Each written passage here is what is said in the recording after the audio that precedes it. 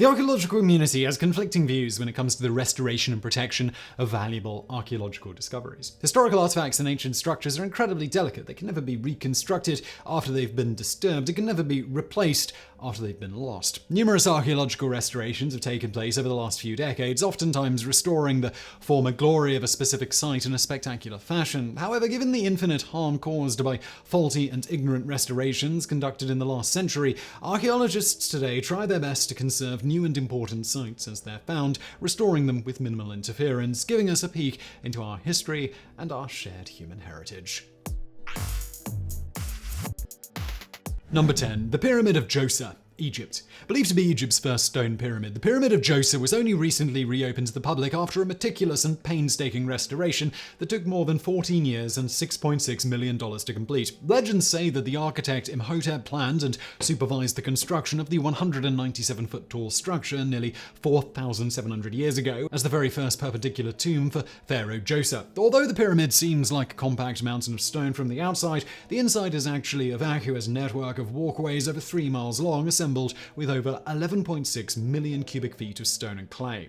It was, in fact, the complicated interior that inescapably endangered its structural integrity as time went by, while its foundation was almost decimated by the earthquake that hit Cairo in 1992. In order to guarantee structural safety during the restoration, airbags developed by structural engineers were placed across the most vulnerable sections of the pyramid. In addition, steel rods were ran through its steps like rebars to perpetually reaffirm its shape. These distinct approaches to its fortification permitted the restoration teams to repair the corridors and ceilings while introducing a new framework for the interior lighting, as well as 1 or 2 modern updates to make the structure more accessible for people with disabilities. Number 9. Somnath Temple in India. The 12 Jyotirlingas, or Jyotirlingam, are the places where Lord Shiva is said to have manifested as a pillar of fire. The Somnath Temple in Gujarat, India, is renowned for hosting one of the 12. As such, it is a significant tourism and sacred religious site.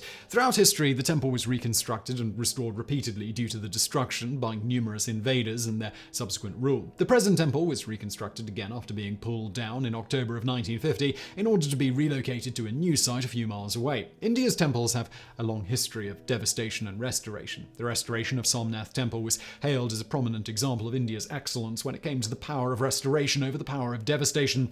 Political leaders saw its restoration as an act that restored the nation's pride as it took place shortly after India gained its independence from Britain.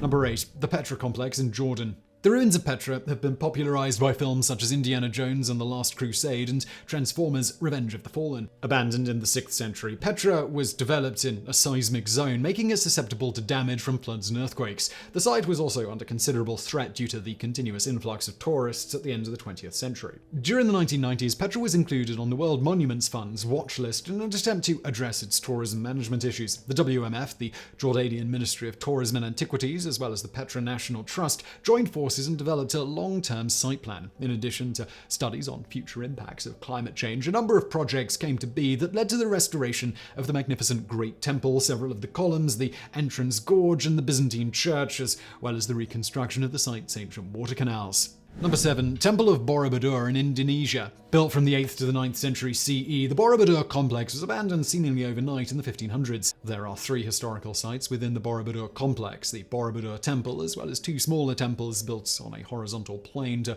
Borobudur to the east. The 2 small temples are known as the Puan Temple and the Minda Temple. Over the years, the site was covered with ash due to volcanic activity, and Java's plant life eventually covered the historic ruins. Thomas Stafford Raffles, the then English governor, began operations to locate and reclaim the site in 1814.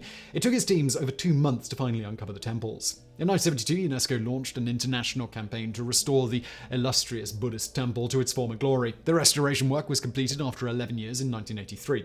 Historians made use of the site's existing materials to reconstruct the temple in 2 stages during the 20th century. Almost all of the site's existing materials were used, with only minor additions to strengthen and reinforce the structure and allow adequate water runoff, which did not have any effect on the site's integrity and value. Number 6. The Sistine Chapel Frescoes, Vatican City. The building of the Vatican's iconic Sistine Chapel, located just north of St. Peter's Basilica, was authorized by Pope Sixtus IV and finalized around 1481. The chapel is internationally known for the invaluable masterpieces contained within. In fact, many famous artists contributed significantly to the artworks that can be found on the walls inside the chapel. Pope Julius II asked Michelangelo to beautify the ceiling, keeping the artist busy from 1508 to 1512. The glorious portrait of the Last Judgment by Michelangelo, painted in 1541, was sanctioned by Pope Clement VII.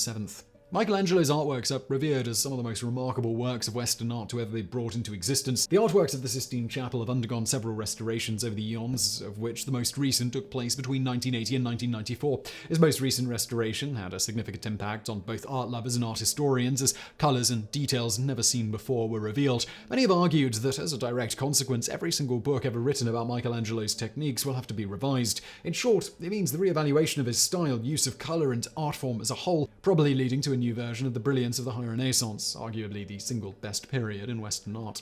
Number 5. Karnak Temple Complex in Egypt. The ancient Karnak Temple project covers an area of more than 1 million square meters and was located at the eastern bank of the Nile River in Thebes. The building at the site began over 4,000 years ago, and it continued non-stop until the Romans besieged Egypt and took over the rule roughly 2,000 years ago. What makes Karnak stand out from the other temple sites located in Egypt is the amount of time it was in use and actively being developed. Evidence points to at least 30 pharaohs' contributions at the site, allowing it to obtain size, sophistication, and variability that cannot be found anywhere else. Over the last 100 years, rising water tables and chemical deterioration, directly related to intensified agricultural irrigation applications in the area, have created a plethora of new preservation concerns. As most of the building's facades and other surfaces contain hieroglyphs and relief carvings, this form of degradation causes particularly serious damage to the historical evidence, endangering the stability of the site. Several groundbreaking techniques, including the use of lime mortar, have been used to restore many of the temple pillars, walkways, and statues on the site over the last few decades. Most notably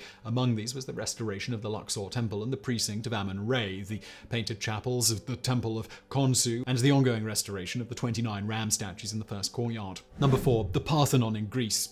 The Parthenon is the perfect embodiment of Greek architecture and is regarded as one of the most important surviving buildings of ancient Greece. Apart from being the central hub when it came to religion in Athens, its sculptures, statues, and other works of art have never been replicated and continue to stand as some of the most superior examples of Greek sophistication and refinement. Built around 500 BC, the Parthenon was a symbol of wealth, power, and success that continues to be one of the most widely recognized structures in the world to this day. The Acropolis restoration project was born in the 1970s when the Greek government chose to take significant action to restore the rapidly deteriorating structures. The committee carefully mapped out each and every artifact and remnant in the rubble and used 3D mapping techniques to identify its original position. Although this restoration is still currently underway, the restoration team is planning to augment original Parthenon objects with exciting new components where possible to maintain the integrity of the site while also staying water and corrosion resistant. They will be using new marble from the original quarry site if necessary to finalize the restoration in order to stay true to the building's original look and feel. However, it will not be completely restored. Instead, it will remain a partial ruin in order to display its unique features, reflecting its notable history. Number 3. The Vasa in Sweden. To rescue and exhibit any historically important shipwreck is always a big undertaking. Yet one of the most exemplary examples can be found at the Vasa Museum in Stockholm, one of the best tourist destinations in Sweden. The Vasa was King Gustav Adolphus's custom warship that sank in 1628 on its maiden voyage, only 1,300 meters into its journey, after a gust of wind toppled the ship on its side. As it flooded, the ship sank to the shallow waters of Stockholm's harbour and lay there until its rediscovery in 1956, 328 years later. The battered ship was salvaged over a period of 2 years from 1959 to 1961 and was sent to a storage facility. Over the next 29 years, the Vasa went through a meticulous and extensive cleaning process and was slowly restored to its former glory. The museum in honor of the Swedish icon was opened in 1990. Number 2. The Terracotta Army, China. Although most of us have heard of or know of the impressive terracotta warriors that were unveiled in China in 1974, few realize that they were actually not discovered intact. Figures on the total number of terracotta warriors differ as the site is still being excavated and new discoveries are being made to this day, but only one of the nearly 8,000 warriors we know of was discovered in one piece. To date, archaeologists at the site have discovered more than 600 pits across the network of large underground caverns. Although most remain unexcavated for now, 3 very large pits were enclosed housed within the Terracotta Army Museum, today forming one of China's most popular tourist attractions. Each exposed pit on display is quite unique. In one, you can find the perfectly reassembled warriors standing in formation, while a second pit will show you how the warriors appeared when they were first discovered, toppled and cracked. The third pit is the smallest and represents the command post. Number 1. The Archaeological Park of Pompeii, Italy. Although Pompeii's restorations probably deserve a list on their own, we thought we could highlight some of the restoration work done to date. The tombs, rich dwellings, and public spaces of Pompeii have been ransacked by robbers since coordinated archaeological digs commenced in the 18th century, and in some cases restored so ferociously as to ruin the original remains. In 2008, the government announced a year-long state of emergency for Pompeii. After a massive influx of negative publicity, the European Commission also came on board and approved funding to the tune of €105 million, about $116 million, to secure the site. Among the first key recommendations was to safeguard everything that had already been excavated. A third of the archaeological site remains underground to this day. Labourers put every effort into stabilising the ancient buildings and stone walls, frescoes were restored, and new stormwater runoff systems were installed to redirect rainwater. Numerous surveillance cameras were also put in place across the ancient city to stand guard over Pompeii's hundreds of daily visitors. In all, the project paved the way for more than 130,000 square feet of the archaeological site to be restored and launched, in some cases reopened, to tourists, which included Julia Felix's estate and over 36 other structures.